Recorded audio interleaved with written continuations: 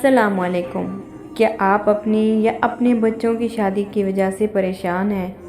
अच्छे रिश्ते आते हैं लेकिन बात बनते बनते रह जाती है, या फिर कोई मुनासिब रिश्ता मिल ही नहीं रहा? आज की इस वीडियो में हम आपको कुरान पाक की एक ऐसी मुबारक आयत का वजीफ़ा बताएंगे जिसे करने के बाद इंशाअल्लाह शादी के तमाम रुकावटें दूर हो जाएंगी और अल्लाह की गैबी मदद से बेहतरीन रिश्ता तय पाएगा।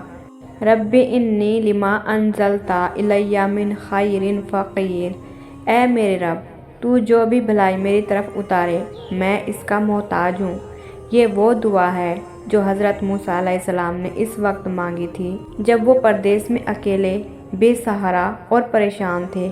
इस दुआ की बरकत से अल्लाह ताला ने ना सिर्फ इनके रहने और खाने का इंतज़ाम फरमाया बल्कि इनके निकाह का भी बेहतरीन बंदोबस्त फरमाया।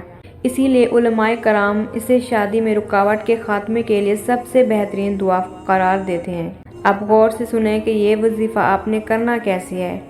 ये वजीफ़ा आप दिन में किसी भी वक्त कर सकते हैं, लेकिन इशा की नमाज के बाद करना सबसे ज़्यादा अफजल है। वजीफ़ा करने से पहले और आखिर में 11 मरतबा दुरूद इब्राहिम लाजमी पढ़ें। आपने इस आयत रब्बी इन्नी लिमा अंजलता इलैया मिन खैरिन फ़क़ीर को रोज़ाना 113 मरतबा या 301 मरतबा पढ़ना है। इस अमल को मुसलसल 21 दिन तक जारी रखें। ख़वातीन नागे के दिन बाद में पूरे कर सकती हैं। वजीफ़ा मुकम्मल करने के बाद अपने मकसद के लिए निहायत आजिज़ी से अल्लाह के हुजूर हाथ उठाकर दुआ करें। याद रखें, वजीफ़े की कामयाबी के लिए 3 चीज़ें बहुत ज़रूरी हैं: 5 वक्त नमाज की पाबंदी, अल्लाह की ज़ात पर मुकम्मल यकीन कि वो आपके लिए बेहतरीन फ़ैसला फरमाएगा, सब्र और इस्तकामत। इंशाअल्लाह इस वजीफ़े की बरकत से आपके घर में जल्द खुशियाँ आएंगी। अगर आपको ये वीडियो पसंद आई हो तो इसे सदका जारिया समझकर दूसरों के साथ शेयर करें ताकि किसी और का भी भला हो सके।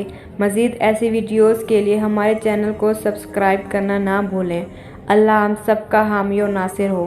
आमीन। जज़ाकल्लाह।